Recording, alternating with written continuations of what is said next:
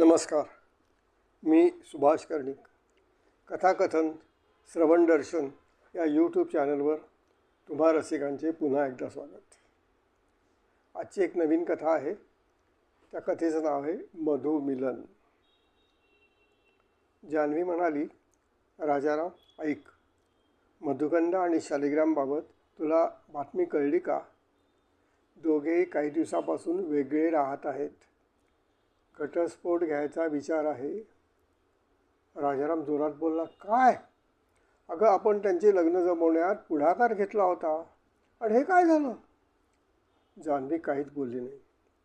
तिच्यासमोर मागील घटना तळायला लागल्या. मधुकंदाचे बाबा तिच्या विभागातच होते. दोघांचे संबंध अगदी भाऊ बहिणीसारखे. मधुकंदा तेव्हा शाळेत होती. तेव्हापासून जान्हवीला ती आत्या म्हणून हाक मारायची. तिचे बाबा कंपनीच्या कामासाठी गाडीने जात असताना त्यांच्या गाडीला अपघात झाला आणि त्यांचा मृत्यू झाला. कंपनीने सहानुभूतीपूर्वक विचार करून मधुकंदाला नोकरी दिली. तिची नेमणूक जान्हवीच्या कक्षातच केली. शालिग्राम हा राजारामच्या मित्राचा महेंद्रचा मुलगा. राजाराम आणि महेंद्र यांची ओळख एका हास्य क्लबात झाली. पुढे ते अगदी दोस्त झाले. महेंद्रचा व्यवसाय होता. राजाराम नोकरी करत होता. शालिग्रामला ते दोघे लहानपणापासून ओळखत होते. राजाराम आणि जान्हवीचा मुलगा शैलेश इंजिनियर झाला. त्याला चांगली नोकरी मिळाली. त्यानिमित्त राजारामने आणि जान्हवीने आपल्या मित्रमैत्रिणींना मेजवानी दिली. मधुकंदाची आई आणि शालिग्रामचे आई बाबा आणि इतर बरेच मेजवानीला हजर होते. सगळ्यांच्या गप्पागोष्टी चालू असताना मधुकंदाच्या आईने जान्हवीला हळूच विचारले, वंच, तो मुलगा चांगला वाटतो. मधुकंदासाठी बघता येईल. जान्हवीचे लक्ष शालिग्रामकडे गेले. तिने फक्त म्हटले, विचार करू. शालिग्रामच्या आईबाबांशी राजाराम आणि जान्हवी बोलले. मधुकंदाची माहिती दिली. सर्वांच्या संमतीने शालिग्राम आणि मधुकंदा एकदा भेटले. दोघांनी चर्चा केली. दोघांनी आपली पसंती घरी सांगितली. शालिग्राम आणि मधुकंदाचा विवाह सोहळा मग दणक्यात साजरा झाला. महेंद्रची सदनिका लहान असल्याने शालिग्रामने थोड्या दूरवर मोठी सदनिका भाड्याने घेतली. शालिग्राम आणि मधुकंदाने तेथे आपला संसार थाटला. शालिग्रामने आग्रह केला तरी महेंद्र त्याच्यासोबत राहायला राजी झाला नाही. म्हणाला, अरे, माझे वर्कशॉप इथून जवळच आहे. तुझ्या घरापासून मला खूप दूर पडेल. तेव्हा तुमचा राजा राणीचा संसार असू द्या. राजारामने विचारले, जान्हवी, एवढी काय शांत बसलीस? कसला विचार करतेस? ती म्हणाली, वाईट वाटते रे. एवढे दोघे सुशिक्षित, सुसंस्कृत, एकमेकाला अगदी साजेसे, गेले 1.5-2 वर्ष व्यवस्थित संसार करत होते. मधुकंदाई कार्यालयात हसत खेळत सर्वांची मिळून मिसळून होती. त्या दोघांचं भांडण झालं, बिनसलं असं कधी तिच्या वागणूक कधी वाटलं नाही रे. ती देखील कधी बोलली नाही. राजाराम म्हणाला, माझी गेल्या आठवड्यात शालिग्रामशी भेट झाली. आमचा हास्य क्लब झाल्यावर महेंद्रला तो घ्यायला आला होता. मला आश्चर्य वाटलं. तो सकाळी कसा आला? तोही माझ्याशी मोकळेपणे बोलला. कठीण आहे यांचं वाद समजणं. जान्हवी म्हणाली, मला वाटतं आपण दोघांशी बोलूया का रे? राजा म्हणाला, नको, एकत्र नको. तू मधुकंदाशी बोल, मी शालिग्रामशी बोलतो. त्याचे विचार समजून घेऊ. कार्यालयासमोर एका बागेत जान्हवी आणि मधुकंदा बसल्या होत्या. जान्हवी म्हणाली, मधु, 2 दिवसापूर्वी ज्योती वहिनींनी फोनवर सांगितलं की तू आणि शालिग्राम यांनी वेगळं व्हायचं ठरवलं आहे आणि नंतर घटस्फोट घ्यायचा विचार आहे. आम्हा दोघांनी धक्का बसला, म्हणून मी तुला आज इकडं बोलावलं. मला सांगण्यासारखं असेल तर सांग. मधुकंदा थोडा वेळ शांत बसली. जान्हवीने तिच्या पाठीवर हळूच थोपटलं.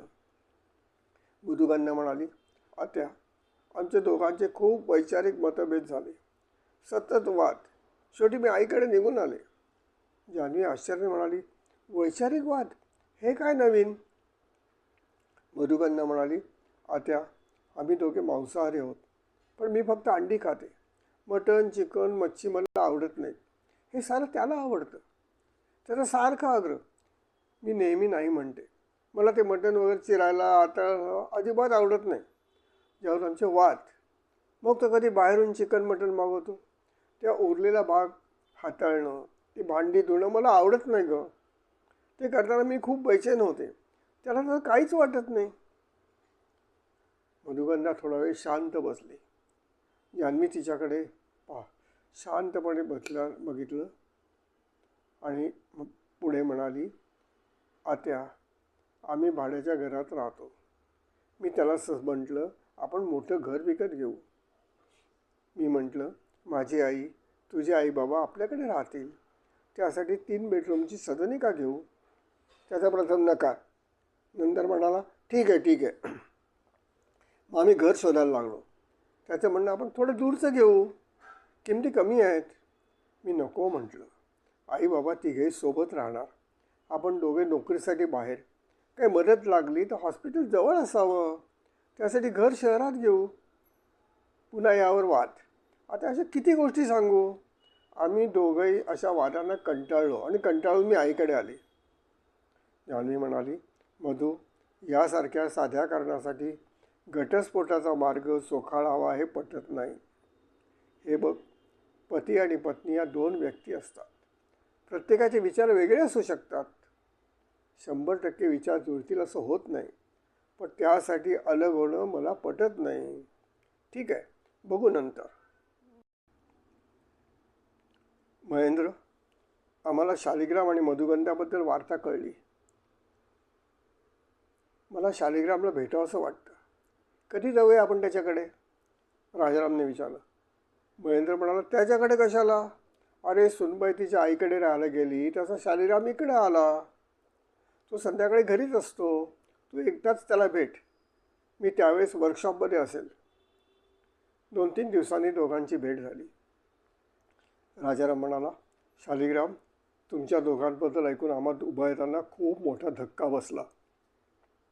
म्हणून तुला भेटायला आलो आहे. काय झालं एवढं?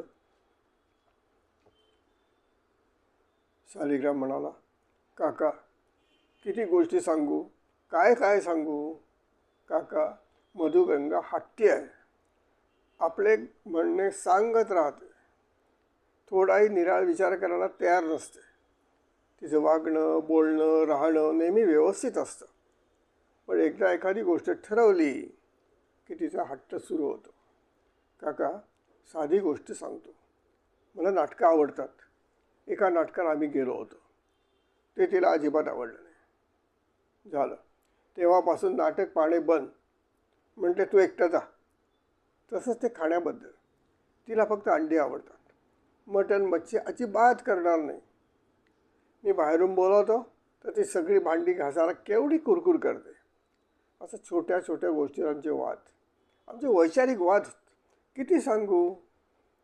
फक्त एक सांगतो, काका, त्या घटनेनं मला धक्का बसला. आम्ही घर विकत घ्यायचं ठरवलं. तिचा आग्रह, आपण 3 बेडरूमचं घेऊ. मी शेवटी तयार झालो.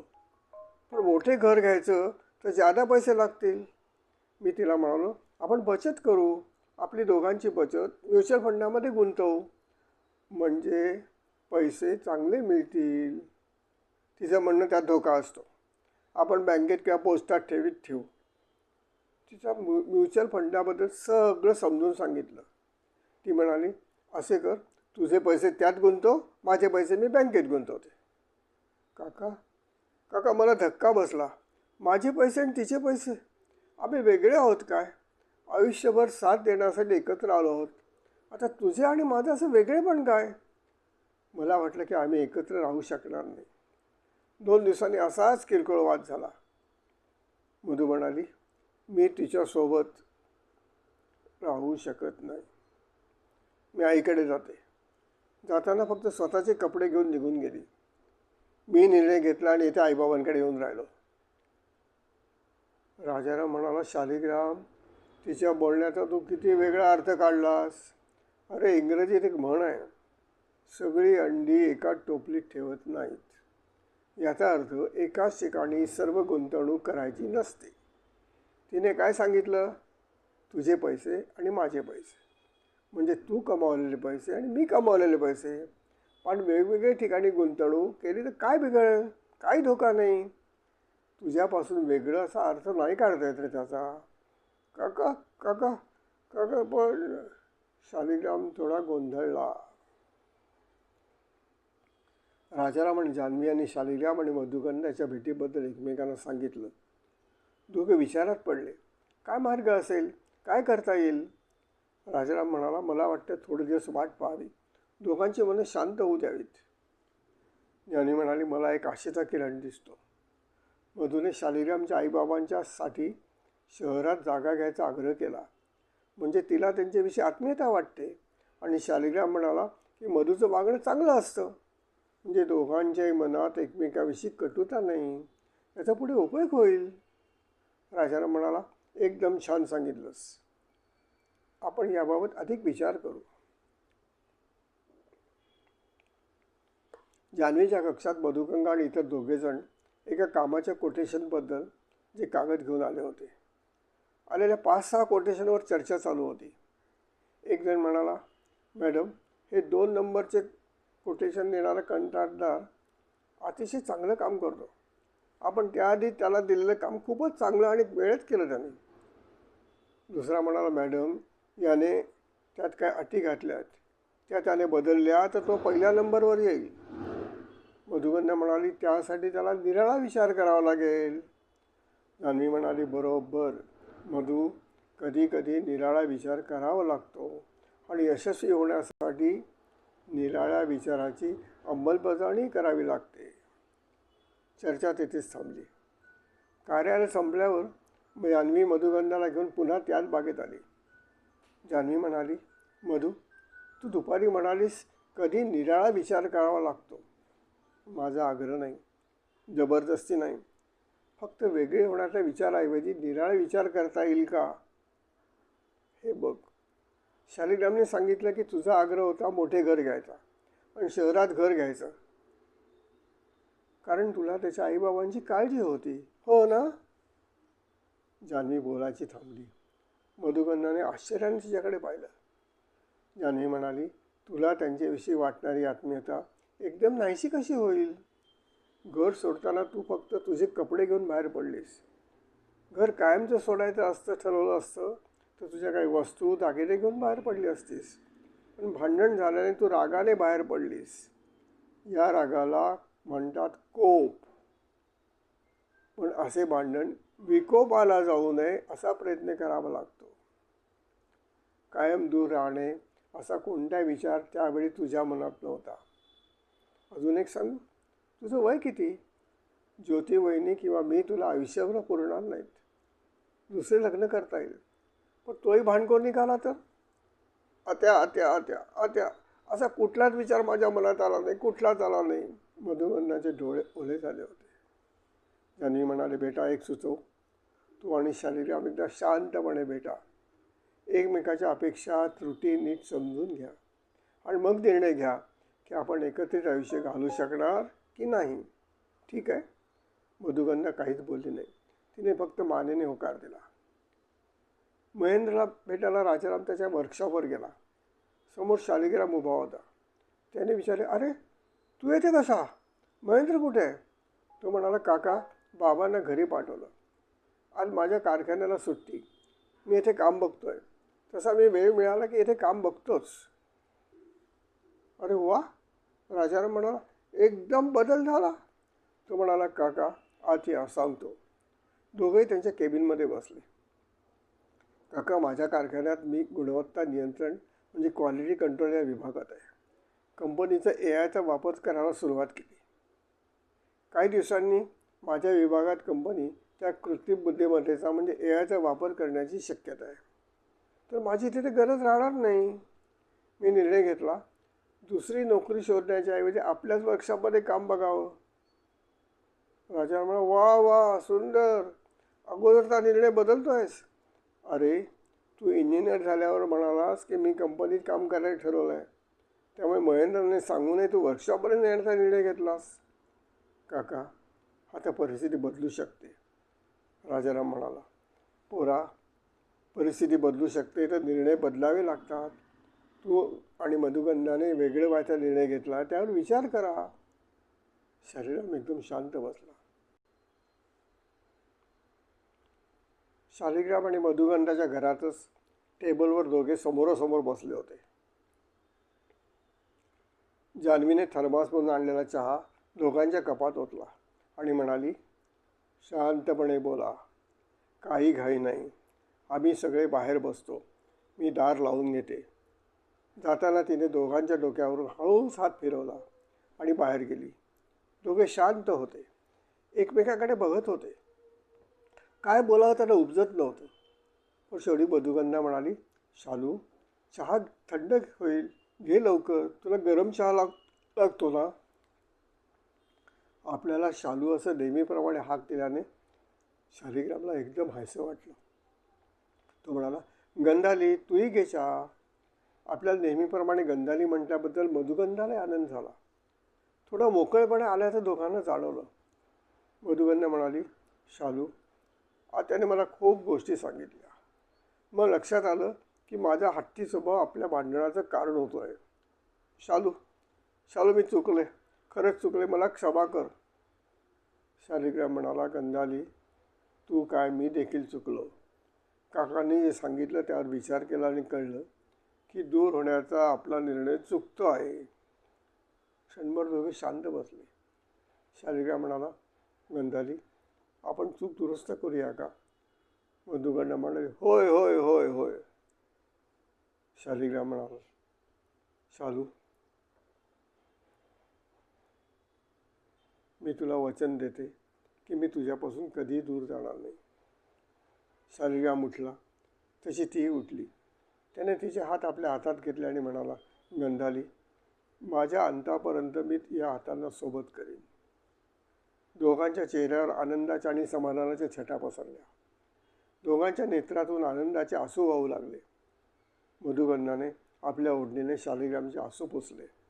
त्याने खिशातून रुमाल काढून मधुगंधाचे आसू पुसले. तो म्हणाला, चल चहा घेऊ आणि बाहेर जाऊ. सारे आपली प्रतीक्षा करीत असतील. दोघे हातात हात घालून बाहेर आले. शालिग्राम म्हणाला, आई, बाबा, आई, काका, आत्या, आम्ही निर्णय बदलला. आम्ही कायम एकत्र राहायचं ठरवलं आहे. वा वा, सुंदर. सगळ्यांच्या चेहऱ्यावर हास्य झळकलं. दोघांनी वाकून सर्वांना एकत्रित नमस्कार केला. शालिग्राम म्हणाला, बाबा, इथे जवळ श्री गणेशाचं मंदिर आहे. आपण जाऊया. मला श्री गणेशाकडे मागायचं आहे की आम्हा भाग्यवंतांना जसे काका आणि आत्या दिले तसे सगळ्यांनाच असे काका आणि आत्या द्या. सारे म्हणाले, छान छान छान. शालिग्राम आणि मधुगंधाने राजारामला आणि जान्हवीला एकदम आपल्या भाऊपासून घेतले. धन्यवाद धन्यवाद धन्यवाद.